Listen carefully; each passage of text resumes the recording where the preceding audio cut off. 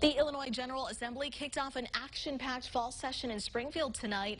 Several hot-button issues were up for debate, but just before the session started, a federal court ruled on part of the new political maps. Our Capitol Bureau Chief, Mark Maxwell, has the latest developments from the State House.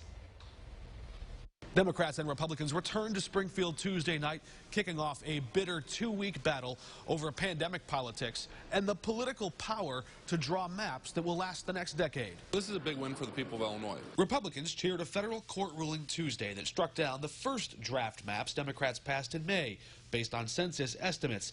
The court slammed the door on Republicans' Plan A, though, calling a bipartisan commission too far-fetched at this stage. Senate President Don Harmon called on Republicans to finally put forward their own maps instead of simply complaining about ours. The map that we're going to submit is going to better reflect the African-American population. It's going to better reflect the Hispanic population. For them to say that theirs is going to be better, I doubt that seriously. Republican Party caring about diversity in this state sounds a little bit surprising to me. House Democrats found Republicans' comments rather disingenuous, considering Republicans oppose the Black Caucus's push for voters' rights, criminal justice reform, police reform, and efforts to tackle systemic racism in healthcare, business, and education. There's no one who isn't white on that side of the aisle as well. So, you know, they've not worked to support a black candidate or a Latinx candidate or anyone else. I would probably give them an F, but on this map, F-.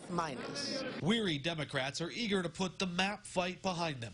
Governor Pritzker urging them to use the fall session to expand state vaccine mandate power.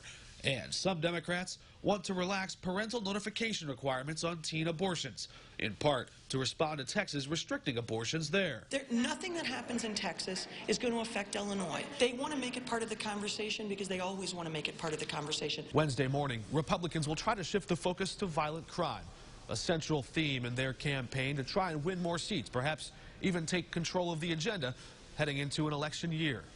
Reporting in Springfield, Mark Maxwell.